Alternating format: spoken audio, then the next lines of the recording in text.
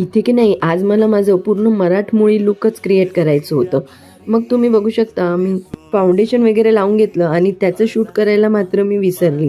लिव्हियाची compact powder लावून मग डोळ्यांचा मेकअप केला. सर्वात पहिले मॅचिंग असं आय शॅडो लावून घेतलं.